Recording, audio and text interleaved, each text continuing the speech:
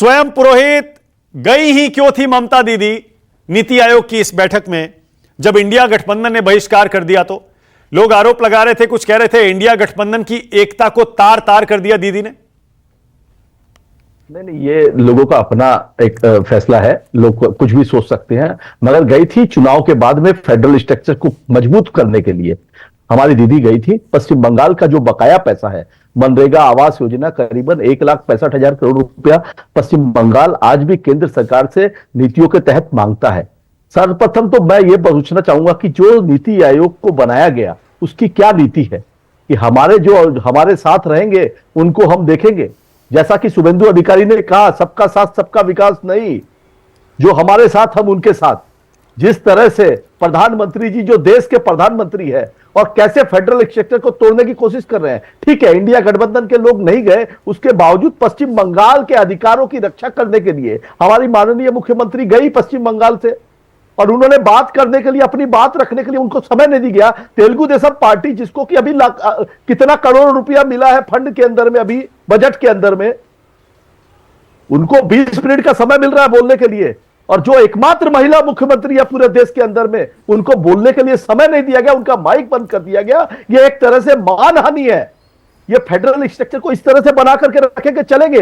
देखिए देश की जनता ने इनको जवाब दे दिया है, अब की बार 400 पार से 200 के आसपास आ गए हैं। ओके, स्वयं आने वाले समय में स्वयं है। आपको भी पता है, आपने देखा होगा लोकसभा में इंडिया गठबंधन की ताकत बढ़ी है, तो जाहिर है ज्यादा आवाज भी सुनाई देगी, ज्यादा प्रभाव भी होगा। आपको लगता है इंडिया गठबंधन के मुख्यमंत्रियों को भी नीति आयोग की बैठक में जाना चाहिए था, क्योंकि ज्यादा उपस्थिति होती, ज्यादा ताकत होती, ज्यादा प्रभाव होता, आपकी ज्यादा सुनी जाती?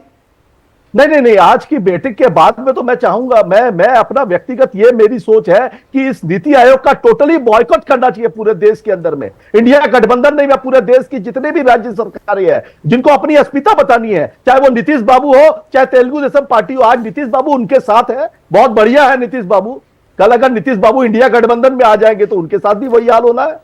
उसी नीतीश बाबू को क्या बोला जाएगा ये आपको भी पता है। तो ये जो तानाशाह है कि जो हमारे साथ है हम उनका ध्यान रखेंगे, उन राज्यों का ध्यान रखेंगे, उन राज्यों को विशेष दर्जा देंगे, उनको पैसा देंगे, और नहीं तो जो हमारे साथ नहीं है उन नेताओं को सीबीआई, बीजेपी कह रही है ममता दीदी ड्रामा कर रही है, स्वयं बीजेपी कह रही है ममता दीदी ड्रामा कर रही है। निर्मला सीतारमण ने कहा सबको बोलने का समय पहले से दिया गया था, तय था, कोई माइक बंद नहीं किया, वो झूठ बोल रही हैं, बैठक से बाहर निकलकर मीडिया में बयानबाजी कर रही हैं सिर्फ हेडलाइंस बनाने के लिए।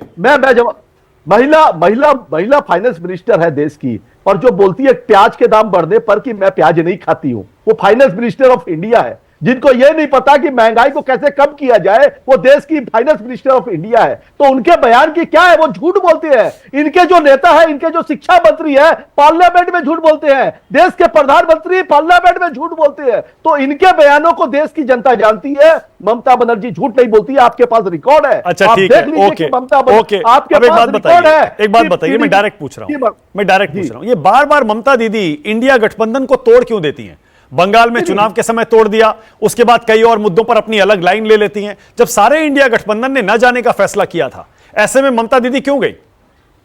नहीं, ऐसा कोई फैसला हम लोगों ने मिलकर के नहीं किया था। ये कम्युनिकेशन गैप रहा है कहीं ना कहीं। अगर हमारे पास ऐसी बात होती तो हम भी नहीं जाते, मगर चूंकि बंगाल के अधिकार की बात रखने के लिए ममता दीदी ने कहा था कि अगर मुझे मेरी बात रखने का मौका मिलेगा तो मैं जाऊंगी, और इस बार अपनी बात रख के जाऊंगी, रख के आऊंगी। बहुत सी नीति आयोग की मीटिंग हुई है। सबसे पहले देखिए देश के अंदर में planning commission of India, NITI Aayog के पास में क्या अधिकार है? मानक जी एकदम ठंडे दिमाग से सोचिएगा, न तो उनके पास में फाइनेंशियल पावर है, न कुछ है। खाली नीति आयोग की मीटिंग जो होती है, प्रधानमंत्री जी अपने चाय नाश्ता करते हैं, अपने जो परिचित, जो उनके गठबंधन के लोग हैं, एनडीए के गठबंधन के लोग हैं, उनके साथ बैठते हैं। अच्छा, आप इंडिया गठबंधन में है ना, अभी इंडिया अलायंस में है ना टीएमसी? एकदम इंडिया। देखिए यही तो तकलीफ है कि देखिए इंडिया गठबंधन का नाम किसने दिया था? इंडिया, ममता बनर्जी ने दिया था। इंडिया गठबंधन में जितने भी पार्टी है, जितनी भी दल है, हमने कहा था बंगाल में जो जहां मजबूत है वहां चुनाव लड़ेगा। ये मैंने आपके साथ डिबेट में बात की थी। और अगर ये ऐसा हो जाता तो मैं बताता हूं बंगाल में भी शून्य आते। और नीतीश बाबू जब दिसंबर में हमारे साथ थे, मेरी आपकी बात बैठे हुई थी, मैं बोलता हूं इंडिया गठबंधन का 300 से ज्यादा का आंकड़ा रहता। मगर ठीक है, अच्छा, कैसे रहता? अगर क्या हुआ होता? अगर नीतीश बाबू, अगर एनडीए में न जाके नीतीश बाबू इधर रहते ना, तो ये जो 300 का आंकड़ा जो नंबर मिला हुआ है भारतीय जनता पार्टी को, 290, तो किसकी वजह से गए नीतीश बाबू? नहीं नहीं, नीतीश बाबू गए, क्यों गए? वो नीतीश बाबू का व्यक्तिगत सोच है, क्यों गए, क्या चीज से डर के गए, वो उनकी सोच है। हमने किसी के साथ नहीं गए, हम भारतीय जनता नहीं, पार्टी आप के- जो कह रहे हैं ना नीतीश बाबू नहीं गए होते तो 300 आ जाती हमारी, किसकी वजह से गए, किसको सुना रहे हैं आप? नहीं नहीं, किसको नहीं सुना रहे, वो नीतीश बाबू को ही सुना रहे हैं कि अपने आत्ममंथन करिए, सोचिए, तेलुगु देशम पार्टी को सोचिए, जिसको अच्छा, जेल में ठीक है, जिसको ओके, ऑल राइट, तो नायडू इनसे है, ओके, उनको पैसे ले ऑल रहे राइट। नहीं नहीं, 1 मिनट, 10 सेकंड माणक जी, आपने मुझे समय दिया उसके लिए धन्यवाद। 10 सेकंड और मैं आपको बोलूंगा कि देखिए, प्लानिंग कमीशन ऑफ इंडिया, ये सोच थी इस देश को आजादी देने वाले सर्वप्रथम नायक पश्चिम बंगाल के हमारे सुभाष चंद्र बोस की। नेताजी सुभाष चंद्र बोस ने प्लानिंग कमीशन ऑफ इंडिया की सोच नींव रखी थी, और नेहरू जी ने उसको कायम रखा, और ये लगातार हर सरकारों ने, वाजपेयी की सरकार में भी रहा, जिनके पास में फाइनेंशियल पावर भी होता था। मगर ये जो नीति आयोग है, इसकी कोई नीति नहीं है, सिर्फ राजनीति करने के लिए नीति आयोग अगर बनाया गया है तो इसका खंडन होना चाहिए, इसका ओके।